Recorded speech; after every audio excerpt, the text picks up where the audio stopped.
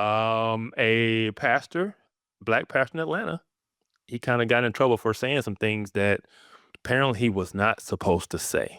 And I think so we should call this episode, "You Better Not Say That." Welcome to Offcode, the show where we ignore the cultural codes and have real and intriguing conversations regarding the Black community and ways we can move forward to human flourishing.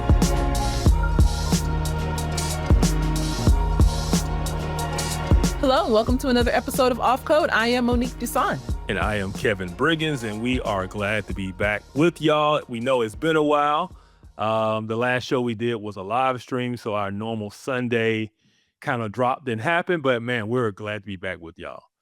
How you been, Mo? Yes. I've been good. I've done a lot of travel, so I'm tired, but I think I'm doing good otherwise. You?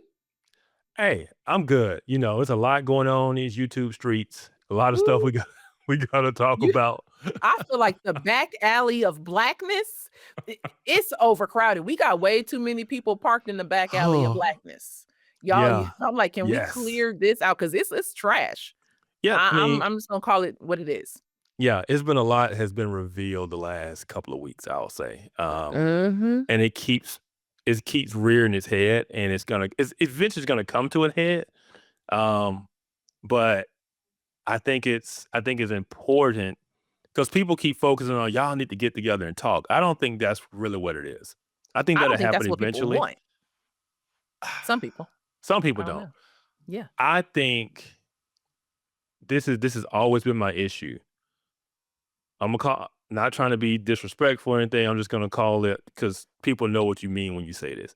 The blackity black voices have deemed themselves to be the only voice, right? And if you ain't They and if the you ain't black blackity elites. black and you ain't pushing the blackity black narrative, then you're complicit with conservatism or evangelical, like white evangelical whiteness. It's like they want to discredit any voice that doesn't go along with their victim narrative or any other Yeah. alternative narrative other than the one they have. And so Yes. to me, it ain't about us talking because we know we disagree. To me, it's We about know. it's We just about already know. yeah, it's like, no, you're not gonna put your voice out there and say what you want to say, and then tell me or us not to put ours out there. Like, Or use ad hominem attacks that, well, they yes, not really black or they don't like, how about address the argument? Address the yeah, statement that was made as opposed to making these comments that just yeah. are And about and I like, know right now people yeah. don't understand. Don't probably a lot of people don't know the context of what we're talking about. We're going to get into the show. Our second topic today is going to address a lot of that. Yeah. But but our first topic, a pastor, black pastor in Atlanta, he kind of got in trouble for saying some things that apparently he was not supposed to say. And I think so we should call this episode, "You Better Not Say That." Because I think that that's kinda what both topics talk about. It's like, yeah. "Oh, you better not say that, you better not ask that." Say what? Like, yeah. Yeah, Mhm. yeah, it's why is this called off code, right? It's you better stay on code, right? You better not Oh, say yeah. that. And so Yes. he said something that was uncomfortable for a lot of people. And being in Atlanta, which is the black Mecca, man, he's taken a lot of heat. And so if we have that clip, let's play that clip and see what he said. Stop blaming white cops for the killing of black kids. Instead, teach your black children to be obedient towards authority. And I don't care if most of y'all are black. You need to teach your children to obey authority. We need to teach our sons and daughters to obey authority. We need to teach our children to not fight against authority, not fight against cops, not rebel. Be model citizens. Stop being rebellious towards authority. Be submitted to laws and ordinances. He got a lot of pushback. Now, this is a pastor down in Atlanta named Philip Anthony Mitchell, and he's a black pastor. I believe the majority of his congregation's black, It is. but so he said something I feel like is biblical. Like, it wasn't rebel against authority. I think we see submission to authority as a biblical principle. We see this in the New Testament, especially. But he got the 1 and 2s from the Black elites. He did. He did. And I'll be honest, so I haven't listened to the whole sermon. I heard a longer clip than that, but I haven't listened to the whole sermon. But even the critique that I watched really didn't have a lot of issue with the way he handled the text. So he's preaching a biblical principle of obeying authority. They didn't like the application. The application that he used was stop blaming white cops and let's start teaching our Black kids to obey authority. No, Yeah. don't rebel. And so there's nothing wrong with that statement. That is a perfectly good application of that biblical principle. But you're not supposed to say that because Okay. people want to, it's almost like, yeah, well, that's the biblical principle, but let's have this history lesson. And it's like, no, the history lesson doesn't matter. It doesn't even matter how we got here today. We are here today. We're here. We're supposed to walk, right, in biblical principles and values. So he's preaching on this passage. How should we apply it in our context today? That's all this is, right? But no, people don't want to hear it because it goes against the narrative of the Black community, which is that, Yeah. it is all about oppression from the police and all of this type of stuff. So I feel like what he said in regards to teach your kids to be, submissive toward authority, to listen, to obey authority. You ain't got to be a Christian to rock with that. Like to no, understand that. You could be the world's like most atheistic atheist. If you know and understand authority, you will raise your children to respect authority. Or even better yet, if you know, let's say that Black kids are being plucked off by white police officers. If you know that that is the reality, why not teach your kids how not to get plucked off if that's the reality and the lens that you see the world through? But exactly. instead, we give heat and flack to a person who's telling you whether it's true or not. You need to learn to submit to authority and teach your children to submit to authority. To me, I don't need the Bible for that. Like I don't need a Bible for that argument. Now, I do think that the foundation and the reason why is definitely biblical and founded on biblical principles. But if I just want to keep my kid alive Yeah, and it's I good know that advice.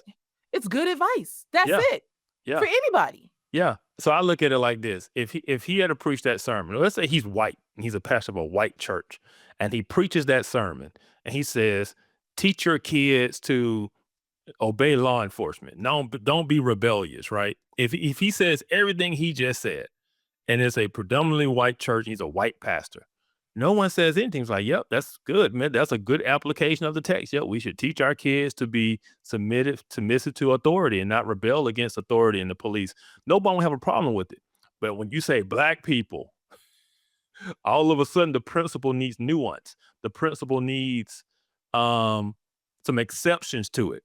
And he gave the exceptions. Like if they're asking you to do something that goes against God, Mhm. created order, that goes against, God's mandates, of course not. You're not going to do something unlawful or unbiblical, but following an officer's instructions to put your hands up, to do identification, that's not there's no biblical argument for rebellion in that instance. Even if you believe that you are being targeted for no reason, right? Even if you believe that you're driving while Black or profiled or whatever, at that time, that's not the time to scream injustice or to fight injustice or to fight abuse of authority. There's a time and a place for those things. In that moment, you should do what the officer says. Give your driver's license, your ID, your ID, your registration. The things we're taught. Keep your hands visible. Roll your windows down. Remember the Tariq? I don't know if you remember the Tariq Hill. He's a football player. I know you know, Mm-mm. but it was a football player, and he was on his way to the game. He was speeding. He got pulled over, and of course he has these dark tinted windows. And the police officer was like, "Can you roll your window down?" And he basically didn't want to roll his window down. And then he cracked it a little bit. Like he was being very antagonistic to the officer and not rolling his window down, you know? And so it's things like that. It's like, no, don't teach your children not to do that. Right. Because what happened was he ended up escalating the situation, ended up getting pulled out the car, like all because he wanted to be rebellious and like, I ain't got to roll it down. And so it was just one of those things of that's what he's teaching. And so to get mad because how dare he, that's the issue. It's rebellion, but it's also something about it, like, it just feels like entitlement. Like well, I'm black and you white, so you don't get to tell me what to do, or I'm white and or I'm black and you white, and you need to watch how you talk to me. And no, this is a guy who carries a badge. A certain authority has been given to him. He also carries a gun. You might want to choose your words wisely. You might want to choose your actions wisely. It reminds me of when we had Eric Muldrow on the show, and he talked about, police stops and, how many police stops actually end in death. But what is the way that we should respond if we get pulled over? It's like you said, like, just obey. Give them your license, your registration, your insurance. Keep your hands on the wheel. You don't need unnecessary movement. You don't need unnecessary words. Not because, you're afraid that this guy is about to kill you, and not because of some white black dynamic, but because they're doing a job and it's already a tense situation. Like Yep. they don't know what you have in your car. Yep. I mean, the first thing I do when I'm pulled over is You've been pulled over a lot. not a lot, no, but No. I don't always do the speed limit. I'm just gonna There's be that. honest. But no, thing I roll down all the windows, even the back windows. I want the officer to be able to see in the car. I want him to, oh yeah, and also no, turn my lights on inside the car because I want him to be as comfortable as possible in this situation because most officers who are killed in the line of duty is doing traffic stops, and so and they're taught certain things, and so I want him to be as comfortable as possible. I want him to be as sure as he can that the situation he's in is a safe situation for himself because he wants to go home, right? Yes. And I'm just gonna provide whatever he asks for. And I'll be honest, most times I hadn't gotten a ticket. Just gonna be honest. You know, I get a warning, I slow down, I got it, my bad. But it's not that big of a deal. Um, but when we, have this rebellious, and this is the thing, he used that example. There could have been other examples he could have used Mhm. because, but I will say this because you mentioned the attitude that kind of goes behind it. I think a big part of it is that the the black culture and the black experience is built so much on like liberation and overcoming oppression and this fight. No, the whole fist is a fight. And so basically in their minds, you're telling them, don't fight, just comply. And Mhm. that just goes against the ethos of we want to fight. And it's like that's not the time to fight. And you know, um, but like I said, he could have used many examples. I'll give an example that he could have used. It would have been less controversial, but it would have hit the point. How many times we see kids buck against authority at school, right? Mhm. Whether it's teachers, principals, and then the parents come up there and side with the kid. Like there is this sense of lack of acknowledgement of authority, Mhm. acknowledgement of there is a hierarchy in this situation. And and that's pretty much what he is. It's almost a cultural trend. And it's not just in the black community. We see this just Yeah. across American culture in general. Mhm. There's this lack of just acknowledgement that there is an authority. Everything is so egalitarian or tries to be or preaches this egalitarianness that, and we can go into all kind of social theories and tearing down of authority. And now, you know, parents don't have authority over kids anymore, and kids are autonomous because we're trying to get rid of Mhm. oppression and all of this stuff, right? but he's speaking to his cultural context and his congregation, which Yeah. is majority Black in Atlanta. And it's the thing Mhm. too.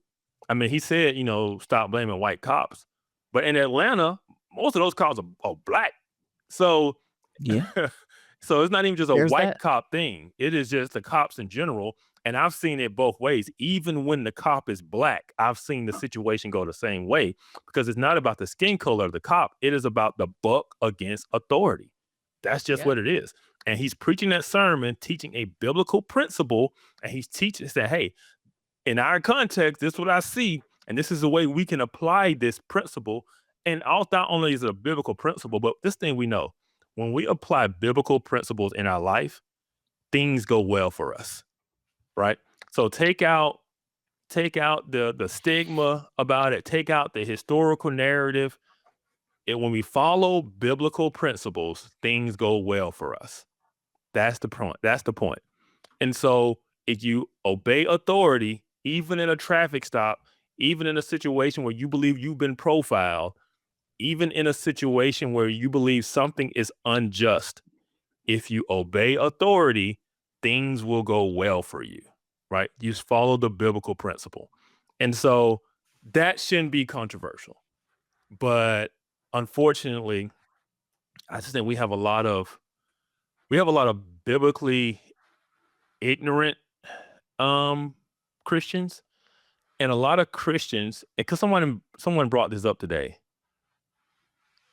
They were talking about a situation, and they said there seems to be this disconnect I keep seeing with Black Christians where, let's say someone's going to prison, they did a crime, but the comments are all very religious in their support, you know, praying for them, the Lord watch over them, keep them, don't worry, God got you, you know.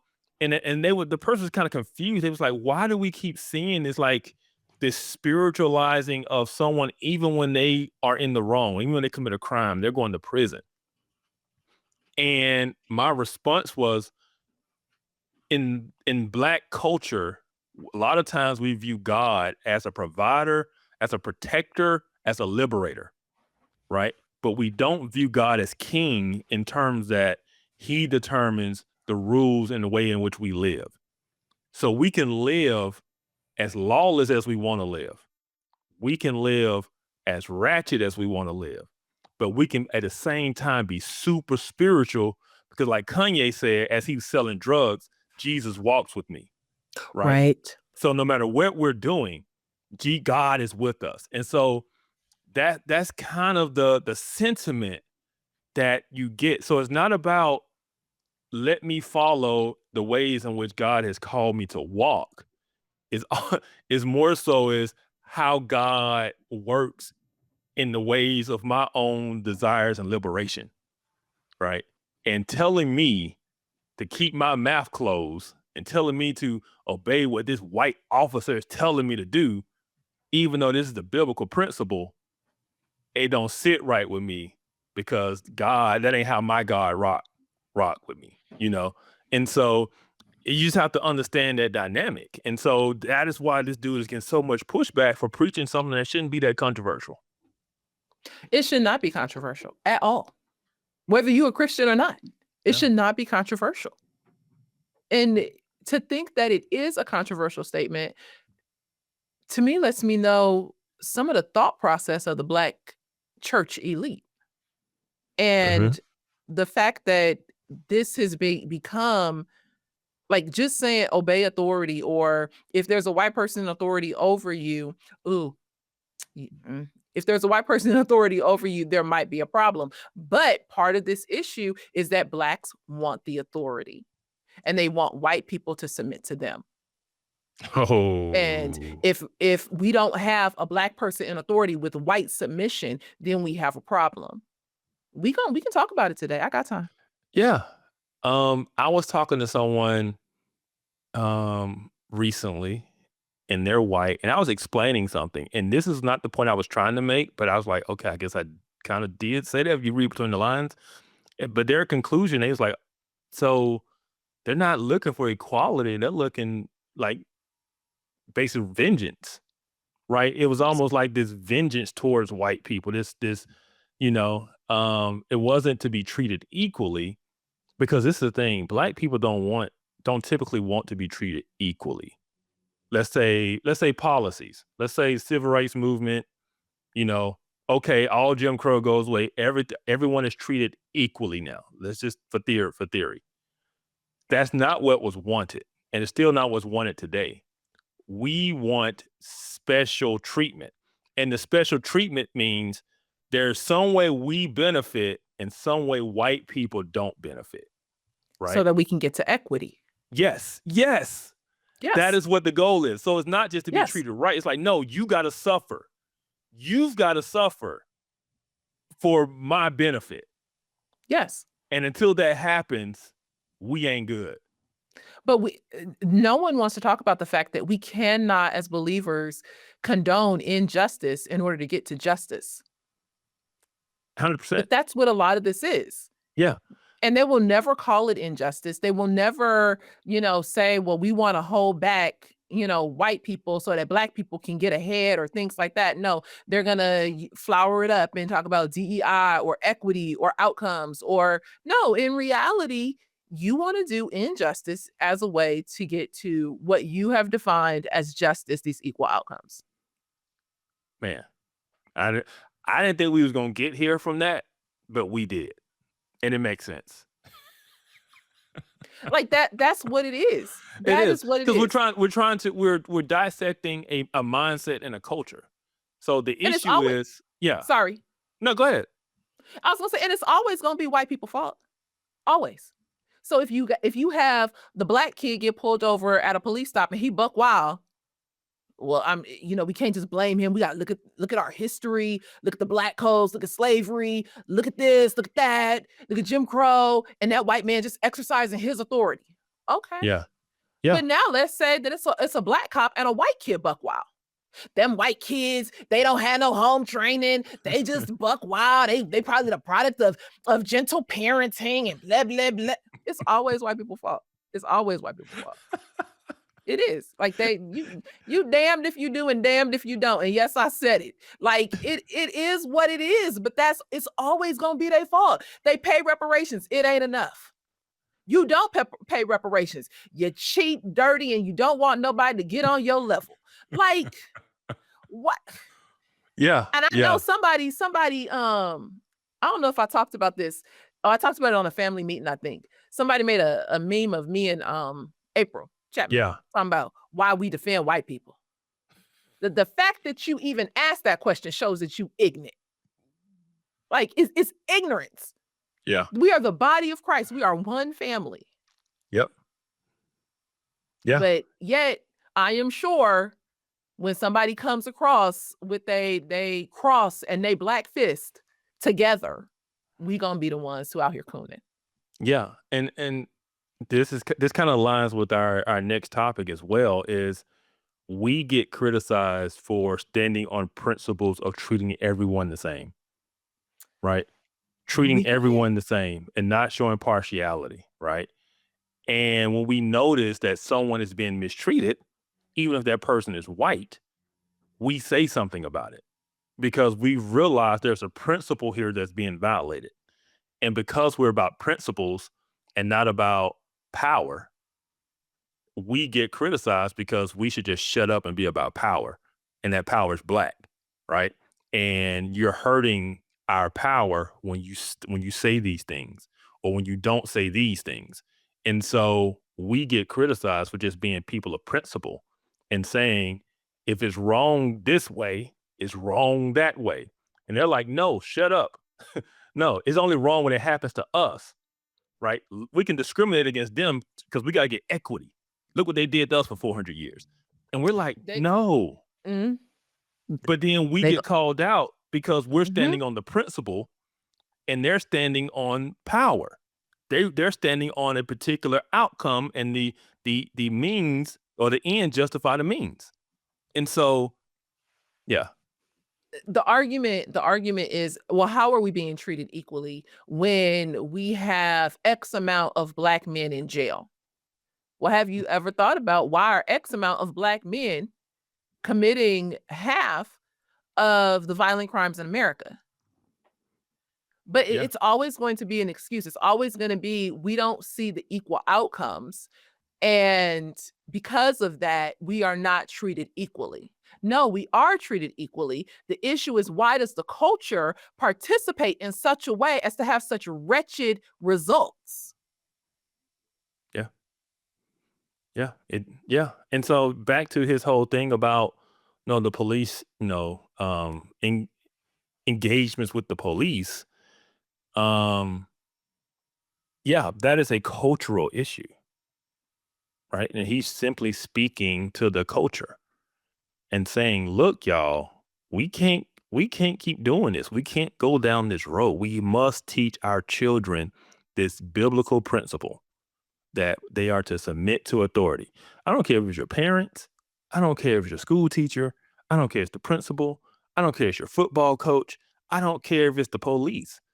You submit to authority. And the thing is, that didn't used to have to be taught. Well, I said it had to be taught because it was taught, but it was just a thing. Like, I remember growing up, man, even guys who were like what we call the street dudes would respect the elders in the community. Right. Yeah, Miss Jones. Yes, ma'am. They take their hat off. They came into church, right? They would act a certain way because they got to respect authority and in the church. Man, that's so lost in this generation because it just didn't get taught anymore. And so now, man, people curse out an old person. I don't know. Is it that it doesn't get taught, or that at some point we just don't care? So I had this conversation with a friend of mine just yesterday. I was asking the question of what happened or happens in Black culture, and she's in South Africa, so her culture's colored. But I see a lot of similarities in some regards, in that when you are a kid, that you don't answer your parent with what. You know that you ain't spending the night over at nobody's house. You know that you are not to call an adult by their first name. It's either auntie or uncle or Mr. or Miss. Like, we have all of these pretty stern rules that, in my personal opinion, I don't see white kids participating with. I see white kids screaming and yelling at their parents. I wish a Black kid would. It's not going down. Not no real Black family. You know what I mean? And so we have all of these rules and ways in which we are teaching our kids to be respectful, but then they hit a certain age and they're like, buck all that, and I'm going to go and do this. Where what I see with white kids is when they little and they screaming for the things that I would have snatched you for. They freely be doing that.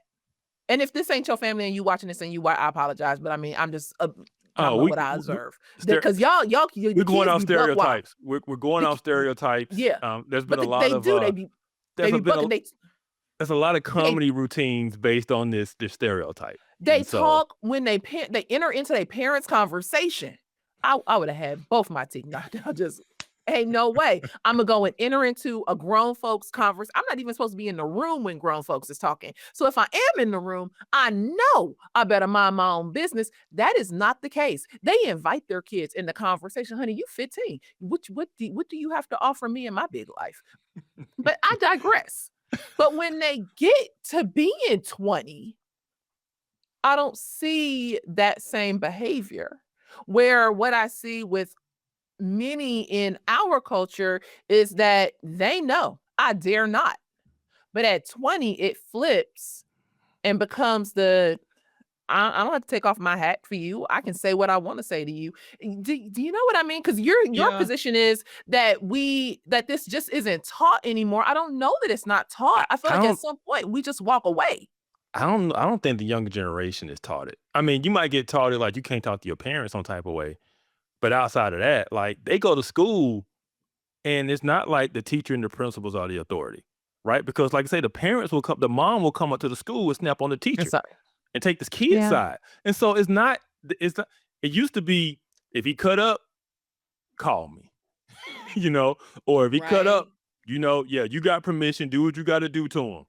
That ain't the case no more. It's like, you better not touch my kid. and all this type of stuff. And so this younger culture has changed in that regard, you know. But you're right. Little Timmy be in the store kicking and screaming, I want it. I You be like, wish. like I'd be nervous for him. I'm like, how is he allowed to do that? okay, my gosh, my gosh. Anyway, yeah. So on keeping going on the same line of you better not say that, or you said what?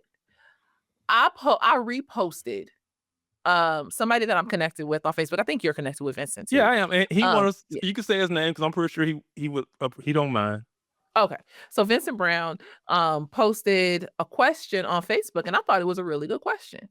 So I just reposted it. I didn't think nobody was going to really interact with it or engage with it, but then people started to engage with it. So we're going to put it up. And actually, what happened was that a guy named Damon Richards, then took a screenshot of what I posted and put it on his wall. And this is what we're talking about with the whole you better not say that. So I asked the question, and this is shared. I don't know why it didn't show Vincent's because normally they'll have Vincent's name on That's it why. because he's That's why I he's think the this one. is either in your stories or it's from Instagram. But this is not just off your wall. So I think he saw it somewhere else. It got Yeah. Facebook did its thing and shared it somewhere else. So Vincent originally asked, why are majority white churches tasked with the burden of diversifying, but majority black churches aren't? Let's just be real. That is the reality. Ain't nobody walking into a black church talking about y'all too black. It's just Yeah. not happening. But everybody walking into a white church and ask, why isn't this more diverse, or questions the dynamics of power and oppression when you walk into a majority white church. White people are asking, what can we do to get more diversity? Black pastors ain't asking, what can I do to get more diversity? No. Not the majority of them anyway.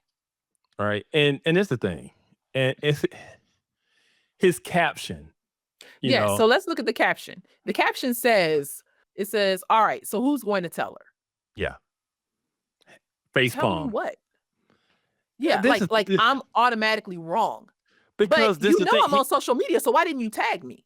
So this is the thing about the caption that gets me. It's kind of like the Ally Beth Stuckey, Melissa Doherty thing, right? Where one thing is said, but then they respond to something that wasn't said, right? It's almost like they're not hearing what's said. Even here, I don't think he's reading in context what is being said. He doesn't understand what's being said. He thinks this is like, why is there a white church and a black church? Why are white people and black people separated? And why is there, he's thinking this is a history lesson. It's not a history lesson. No one's asking that because we know the history. The question is, if you've been in evangelicalism the last 5 to 10 years, there's been this big push for diversity. And we got told diversity is a gospel issue. So if diversity is this big gospel issue that we're all called to, then why is it only majority white churches in which this is being applied? Why isn't black churches being told, look, y'all, this is a gospel issue. Y'all should be seeking diversity. If this is a gospel issue, y'all should be seeking racial reconciliation. Like there should be these sermons on it. There should be, efforts to reach other people and all this. Like none of that is only one way. And so that's what the question is asking. Why is it only majority white churches who are being asked to even talk about or prioritize this concept of diversity? No one's talking about the history. We're asking why today is this still the question? But most of the people who responded to my post, and we'll actually look at some of the comments under Damon's post, but they all addressed something else. It was because history they don't and we've been understand. kept out. And Richard Absalom Adams, or Richard Adams, whatever his name was, Absalom Jones. Yeah, and Richard Allen. Yes. And like all of these things, like all of that, or well, why don't white people submit to black leadership and that hooked on phonics don't hook everybody. Like that's not what's being asked. Yes. It is saying if this is a gospel issue, if diversity is this thing that we should achieve and it's so great, why is it only towards majority white churches? And here's the thing. And this is why it is, because it never started with the church, and it's not a church initiative. It's the secular initiative that the church grabbed onto. And the same way, if I walked into an office building that was full of black people, I would not say, "Hey, you need to be diverse and let's start a DEI program." I wouldn't do that. But you walk into an Mhm. office space and it's all white, all of a sudden, people talking about diversity. People talking about we need a DEI program. It is on Diversity just means less white. Let's be real. It means It just less white, does. but you have to ask the question why. It boils down to power dynamics. That's what it's Yes. about. Because Yes. even in the underlying premise of the question on, well, where are white people wanting to submit to black leadership? It's a power conversation that should result in these equal outcomes. Many of these people don't even realize it, but they are more conformed and concerned with a social gospel than they are with the gospel of Jesus Christ. They are Yeah. more concerned with a black gospel, a black centric gospel, a liberation gospel than they are with the gospel of Jesus Christ. This is why when we look at Jamal Bryant and his church, you see a cross with a black fist. But this is also why when you look on Isaiah Robertson's book cover, it's a cross with a black fist. Yeah. It is a gospel of liberation that is grounded not in the liberation from sin and the liberation of our souls, but a liberation from white people and white Yeah. oppression. All Yeah. sin is systemic in that conversation. Yeah. You're right. And like I said, it is about being less white, but it means also mean less white culture. Right. Yes, yeah, It that's is. yes. Yeah. Yes. And so this is I'm just gonna say it. The black church has been so um captured, like you said, about liberation theology, whatever form of liberation theology, because they want a nuance. Well, we critique Cone, but we talking about a different kind of whatever kind of liberation is all the same. You can nuance it to death. It's the same. Yep. You're focused on an earthly liberation from oppression. It's the same. I don't care how you try to nuance it. Um, and so this is the thing. When you talk about white churches need to be more diverse, they're talking about more of those black voices coming into it, because they're not saying listen to voices like ours. We don't count, right? This is We are this is the about cultures, ultimate about in white voice. yeah. No, we're just white voices with blackface. Because so it's Yeah. not about skin color. We're talking about politics and culture, right? And worldview and ideology. And so if it's not the blackety black person that they're bringing in, that they're platforming, that they're giving power to, then that's the problem, right? Um, and it's really just a way to basically Marxify the white church, because the black I church was is gonna say already to build an Marxified. ally. Yeah, the black church is already Marxified, Oh, right? 'Cause yes. they view everything through a lens of social justice and liberation. And now it's like, how do we get it over here? Well, yeah, let's make them bring these people in. You bow down and you listen to these voices, right? And that's how you become a good ally. And that's what Eric Mhm. Mason did to Chandler. Philip Anthony Matt Mitchell. Chandler. No, Matt Oh, Chandler. yes, yes, Matt yes. Chandler became so woke listening to Eric Mason and became a greatest ally to the point where he talking Mhm. about, I'll take a Negro a black 7 over Anglo 8, right? And when in his hiring Mhm. practices and all this type of nonsense, Yep. right? That is what it's meant to do. It's meant to Mhm. make you woke. That's what it Yep. is. And make you woke just means seeing everything through a lens of oppression, seeing everything as a social justice issue. And we're going to get to Eric Mason's quote where he talks about how his congregation was 50% white until he started on this tip, right? Mhm. And so it wasn't about not submitting to black authority. It was fine to submit to black authority, but you switched up. You switched up, right? And now all of a sudden, because George Floyd got killed, you switch up your gospel. George Yeah. Floyd got killed, so all of a sudden now it's all about racial oppression and all this type of stuff. These dudes just need to admit they got hoodwinked. They got caught up in this fake story. They got caught up in these fake narratives about black people being oppressed and killed by the police and all this type of stuff. They lost their mind. They neglected the gospel. They had this black identity formation. all of a sudden they realized how black they were and how vulnerable they were, and they switched up the gospel. They switched up the gospel for the sake of some type of cultural and social gain. And now they want to say, well, look, well, and all the white people left. Yeah, because you stopped preaching the gospel. That part. Yeah. That And don't tell you, oh, it's the gospel and this. No, you can do good works.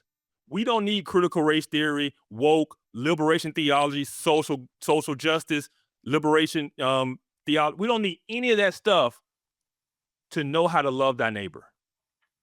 The biblical command to love thy neighbor is not requirement that I buy into a secular understanding of social justice, or that I buy into some narrative of critical race theory, or I buy into some narrative of black oppression that doesn't exist or doesn't have the things to back it up. Like, because it's the thing. It's not about a particular incident. It's not about Eric Mason saying, hey, these are the things that happened to me or to in my person. We need to come alongside them. And it wasn't that. It was all theoretical. It's theoretical. The racism is just in the air. It's systemic. You can't see it. You might not even know it because it's unbiased. It's unconscious bias, right? It just became this thing. And as someone said to me who was not even a Christian, this person isn't even a Christian. And this is what they said to me about this culture of wokeness. They said these words. They said, I try to be a good person. I try to treat everybody right. But no matter what I do under this ideology, my ledger is always red. And this is a white person. They just felt like no matter what they do, they're guilty. They can't get, and Jesus talks about this. He talks about the Pharisees that just put the yoke and the burden on people's necks, right? And that's what these dudes are doing. You know, they're doing the work of Satan by putting this burden on people that is a yoke that they can't even bear because they won't give grace and forgiveness. They have left the gospel aside for this black gospel, this black theology, this social gospel, which is nothing but Marxism. And they can come at me all they want and argue that this is the historic theology of the black. No, this is Marx. This is James Cone. This is taken from South America, from Marx. This is not what the church is called to, and you don't need any of that stuff to know how to love thy neighbor, to treat my neighbor right. To my neighbor's going through something, I'm there for them. When someone in the church is suffering, we're here for them. We don't need, or someone is being done wrong. That's why when we were going through all this woke stuff in our church, and the people would say, hey, who's being racist towards you? We will speak up for you. We will come alongside you. And the black people would get mad because there was no nobody. All right, so let's just go to the comments and see what was said on the post. All right, so we tried to integrate, but they put us out. Hence Richard Allen. Yes, but that was a very long time ago. I'm sure not every church that's predominantly white is going to accept you because of sin. Sin still is doing its thing in the earth.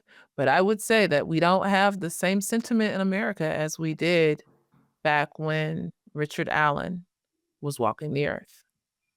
You choose one, Kevin. No, I think to you're me, right.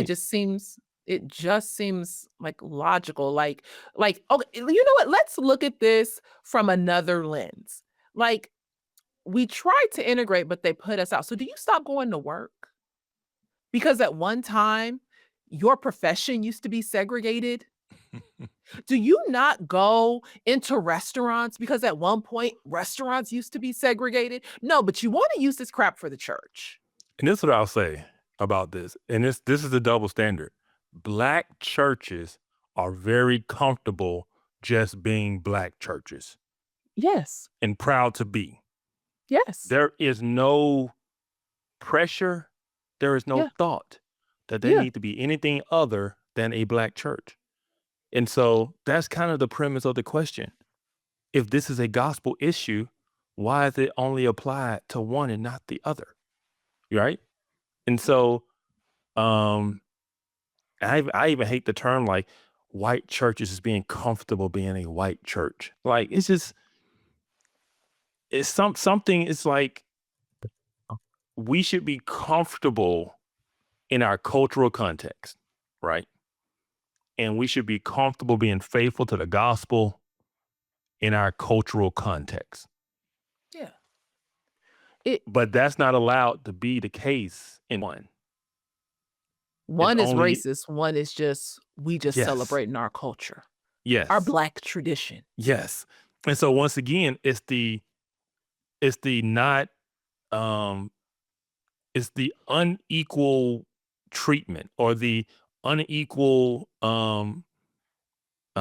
just display of principles here, you know, and that you see the contradiction or the hypocrisy. And you're like, wait a minute, if we're doing all of this fighting, and when we're holding conferences, we writing books, we're doing all of this stuff on racial reconciliation and diversity and trying to bridge the gap, but it's only coming from one way, right? Why nobody wants to say why is that? If this is so important, why isn't this a two-way street? If this is a Yeah. biblical principle that if we're supposed to look like Revelation 7, and that's the goal of the church, of the local church, then why aren't predominantly Black churches, even predominantly Black churches that aren't necessarily in just all Black areas, right? People assume that Black churches are just in all Black neighborhoods. That's not the case. Mhm. That's not the case. And Not at also, all. a lot of those Black people who go to those churches also don't always live in those neighborhoods, right? Mhm. They live in majority white neighborhoods in the suburbs, and Yep, they drive to these Black churches. So yep. there's necessarily not a particular reason why this church has to stay all Black, right? It's not even an issue of geography, you know. But it's just the fact that it's not even a priority. It's not a principle. No one has said that they need to be diverse or that it's a gospel issue or they have to look like Revelation 7 and have all peoples in their congregation. No, Mhm. it's only applied to majority white churches. Yes. Let's look at the next comment. Correct me if I'm wrong, but it definitely appears to me that people of color are more willing to have Caucasian leaders than Caucasian people to have people of color leadership. I think there is some truth to that. Mhm. Um, I think when we're talking about this issue, I believe m- white people are more sticklers on doctrine than Black people. So I don't think it's just about skin color, because like Eric Mason said, 50% of his church was Black, Are right? we gonna get to his comment? We Mhm. got HB Charles. You have white people in their congregations. Um, but it's because they're preachers of the gospel, and people are looking for sound teaching, sound theology, and healthy churches, and they find it. A lot of the Black tradition of and the Black um just the way Black preachers typically preach and handle the word. If you've come from a white church culture, you're gonna feel some way about that. You're not gonna sit. That's not gonna sit right with you. You know, the the springboarding, using the scriptboard off to a soapbox and the hoop and holler at the end, and like that's just not white. It's just hard for white people to. They're not gonna sit under that. So it's not about its Mhm. cultural differences more so than it is about um white versus Black leadership. You know. I think that many white people, especially in a post 2020 world, are very skeptical of what they are going to receive coming into a Black church. Am I Yes. going to be guilted? Am I going to be shamed? I surely am not sending my child to children's ministry for y'all to fill my kid's head with some kind of white fragility. True. You know what I True. mean? So I Yeah. think that I think you're right. Like I think that many white people are skeptical of sitting under Black leadership, especially if the theology isn't solid. Um but I also question whether or not there is this fear of like now I'm gonna be relegated to having a race conversation every time I walk through the doors of the church when all I want to do was learn about John 3:16 and Yeah. Revelation 7 or Yeah. Romans 13. Like, you know what I mean? Like, Yeah. but now I got to sit through how my ancestors have oppressed you, how I'm oppressed because every Sunday when I go into Jamal Bryant's church, I see the fist and the cross. And if I am going into a church that may not be as radical as Jamal Bryant's, the fist and the cross are still spewed through the words of many of the pastors. They just don't have it on their podium. Yeah. And I'll say this, when you had the reform resurgence in like the black community, just there were a lot of young black people becoming more reformed, and we ended up going to reformed churches. It was because it was about the word of God. It wasn't about culture. It wasn't about the style of music. We just wanted the word of God preached, right? And so we went to these majority white churches because that's where the word of God was being preached in context, right? Churches, other kind of churches that are typically diverse, are typically churches that are very contemporary, right? So it's not a traditional white culture, where they're singing hymns and playing a piano or whatever. And it's not traditional black culture where it's an organ and gospel music and a choir. It's more this middle ground of contemporary Christian music, a pastor wearing jeans and a button up, and he's got a message that's a life story. Those churches tend to be all kinds of people, right? Because those churches are marketed that way, right? Yeah. And so it's not so much about black white cultural difference or black leadership versus a white leadership, because you can have a black guy up there doing the same thing, and white people will still join that type of church. But the traditional black church, that's just going to be hard for a lot of white people to go into because it is so culturally different, and in the way the word of God is handled in a lot of those churches. So Yes. I'm gonna go to one more, and then we can go to Mason's thoughts on some of this. It says the white members were convicted by the KKK or convinced by the KKK to leave Kojic, so they formed their own white Pentecostal church called the Assemblies of God. That is true. I don't know if it actually came out of the KKK, but they were convinced that being in an all white body would be better for them, and they did leave the Kojic church and separated themselves out, and it did become the Assemblies of God. Again, this is history. I don't have a problem with talking about history, but we in 2025. yeah, the And question I is, don't once again, the question of if that was wrong and we need to undo that, why isn't that undoingness being talked about on both sides? on both sides. Yeah. But again, like it's like we can't get past the history, as if the history is just 100% why we act the way we do today. I would say no, that isn't true, but also you're not actually interacting with the reality of what the question is posing. Yeah. Okay, so this is a comment from Eric Mason, who has a church called Epiphany Fellowship over in Philadelphia, and he also wrote the book Woke Church. He says, who wants to submit to black leadership? Years ago, Epiphany Fellowship was almost 50% white. When I started talking about issues of racism and systemic injustice, because sin is systemic, they left the church and slandered me. I have a few solid white folks who are frustrated and stand with us, like thousands of white evangelicals. They had meetings to try and discredit me. Many times they tried to control me and viewed being at the church as a favor and a box to check. I didn't fold, nor did the godly and biblical and historically informed. I think historically informed is From core. historically informed core. Again, it all has to tie back to history. Like Yeah. we live from our history. Yeah. This is a very misinformed comment talking about mine. Many church planting networks at some points wouldn't support church plants planted by blacks that weren't multi-ethnic. It's sad. This is a very misinformed comment. I had white friends who get it that lost hundreds of white congregants when they address systemic racism. To be honest, our ministry has been more fruitful in growing souls since the Great Divide. I refuse to spend my energy proving to whites that racial injustice is a gospel issue. Matthew 23:23. This post will never age well. I'm done. Once again, it comes down to that last sentence. Racial injustice is a gospel issue. Everything became about racial injustice. That's all it became about. So he says the first thing, who wants to submit to black leadership? Like no one wants to submit to black leadership. But then he goes on to say he had a church that was 50% white.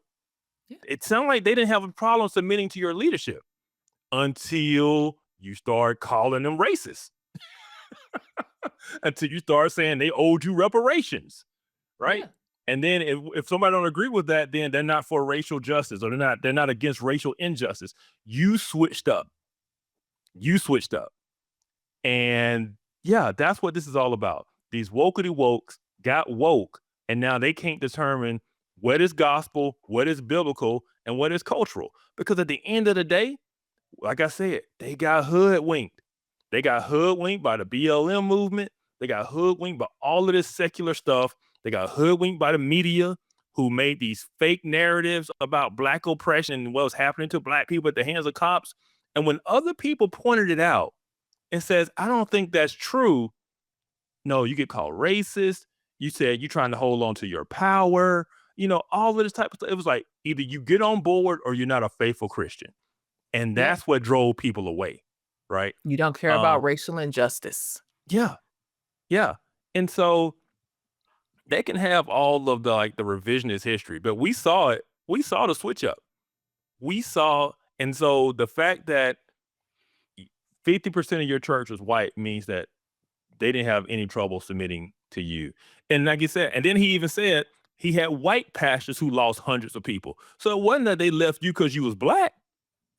They left you because you switched up. And instead of unifying the church, and instead of talking about your oneness and your unity in Christ and coming alongside one another, you decide to be divisive and bring racialized identity politics into your church and confuse it as gospel preaching. This has nothing to do with racial injustice, because here's the thing. Many of those cases that we got divided over, the people who left his church were proven to be right. I'm just going to be honest. Many of the cases in which everybody freaked out over, rioted over, made a big deal, listened to BLM, at the end of the day, once the facts came out and the police reports actually came out and the eyewitness testimony came out, we realized, we really should have waited before we made a judgment on that. Mhm. But no, they never go back and apologize. They never say I was gonna wrong say, about where that is case. the repentance? Who's gonna It's be the never first that. one? It's never that. It's just that, they couldn't, it's just white fragility. Yeah. White fragility is just, that's what they go to. If they couldn't take it, they didn't want to listen. They're no different than, those Christians in the 1950s. They don't really care about black life. It's the same tired nonsense. You were breaking bread with these people 6 months ago, a week ago. And now today they're racist. They don't want to submit to a black path. Like all of this stuff is nonsense. Like, no, own it. You switched up because you got caught up in a secular fake movement. Just own it and repent and get back to preaching the gospel and stop this fake black people are oppressed narrative. Well, Kevin, we're not gonna win any friends with this. I know, but it just But gets that's okay. old. It does. It really does. Like Yeah. black. Yeah, I was going to go on a rant. I'm just saying, like, nothing but black churches in the community, nothing but black leadership, nothing but black city council, black police chief, black mayor, black everything, and yet all the black people that live there will claim that they're systemically oppressed. It don't matter. Mhm. It don't matter what the dynamics are. It don't matter what the power dynamics are. Yeah. We will make the excuse of our own lack of achievement and success as the cause of white people either today or in the past. And that's just it. And if you don't buy into that narrative, and this is the thing, and this is why I feel sorry for people like Mason, because he has such a heart for the community and he wants to reach the community. If you ain't saying that, they don't want to hear you. And so in sympathy, you end up buying into it because, like he said, man, it's been so fruitful since I got woke. Yeah, because you telling them what they want to hear. You telling them the same thing, the same conversation they had at the barbershop, they coming down to the church and hearing you saying the same thing now. And you know what? 20 years from now, y'all gonna be in the same position because you done convinced them that they're poor. You convince them that they're oppressed. Nothing is going to change. Nothing is going to change because the mindset won't change. Or for those who do make it out, they had to work twice as hard Oh my goodness. Yes. as everybody else. It was, Yes. they just continually fighting against the man working upstream. Just got a fan just in the church. Ain't got no air conditioning in the church. We got the doors open so we can get a breeze, and we just old slaves and mastigatos on the plantation. And these folks, they can't. I've said it so many times. As long as blackness is rooted in oppression and your identity is rooted in blackness, you're gonna always find a struggle. Always. Right. Your fist is the cross is always going to be tied to a fist. Yeah.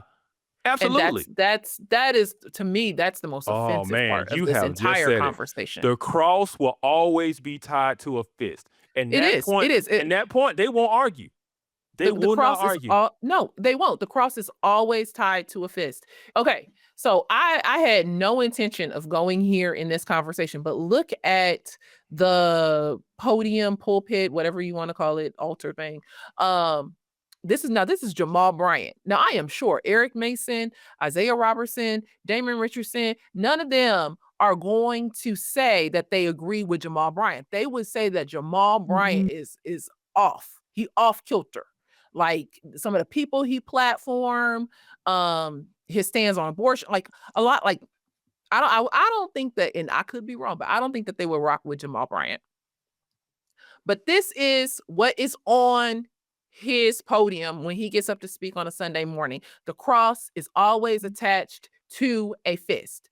But look at Isaiah Robertson. Now, Isaiah Robertson was one of the people who were on that stream that we did in our last offcode when we were talking about that conversation that the guys were having based on Melissa and Allie Beth's conversation. Look at the cover of Isaiah Robertson's book.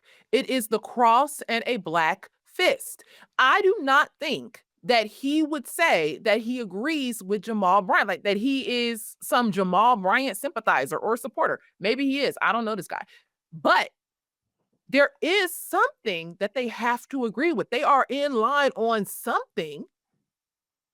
It is the cross being held by a black fist. It is the fight for liberation. It is the fight against the oppression. Go ahead. I'm just going to be honest. To me, that is no different than taking the cross and draping an American flag over it. It's the same thing. It's the same thing. Right? You have attached something else to Jesus. Amen. And in this case, it is your blackness. It is liberation theology. Yeah. It is social activism, right? And you've attached it to Jesus. You've attached something else to the cross that is not of the cross. And that's why I keep saying. That's why I keep trying to point out to him. You're a different side of the same coin. The people you claim to hate, the people that would put American flag all over the cross and all this type of stuff, and the people that would say we need to focus on our white identity and all of those people, he's no different. They're no different. Just saying black identity doesn't change anything.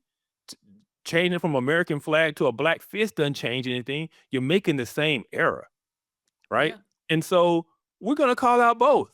We're going to call out the Christian nationalists that say that we need to be all white and get rid of people of color and all this type of stuff. And we're going to call out you who claim that, the gospel is blackness. Basically got to have a Marxist fist with the cross. You left out the sickle and the hammer. Right. I mean, that's, right.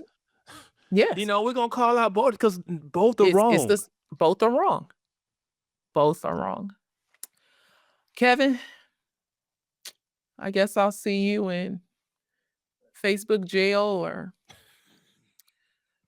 I don't know. I'm definitely not seeing you at the barbecue. Maybe. No. The cookout. Maybe. No, I just sit at home, play spades by myself. That's all. He said, I'm gonna play spades by myself. That's deep. Hey, you know what? You playing spades by yourself is still better than playing with me. Okay. let me let you know. I can play a little bit, but I should not invite myself to play that game in the circle of elders. You should. I will be. You should. I will be kicked out. But hey, I can play some phase 10. That's why you ain't invited to the cookout no more. I know, right? All right, Kevin, it's been good. Thank you so much for the conversation. The Absolutely. things we shouldn't say. That is what we're going to call it. It's the things we should not say. All right, you guys, thank you so much for hanging out with us, for watching us. You know what? If you want an alternative to conversations like Eric Mason or the blackety black conversation, and wanting to understand how do we walk in unity and do unity as believers together, check out our book, Walking in Unity. You can get it on Amazon, Barnes and Noble, or go to walkinginunity.com. You can also find it on our website. Go to centerforbiblicalunity.com. And yeah, you guys, enjoy the rest of your week. We will see you again. Have a good one.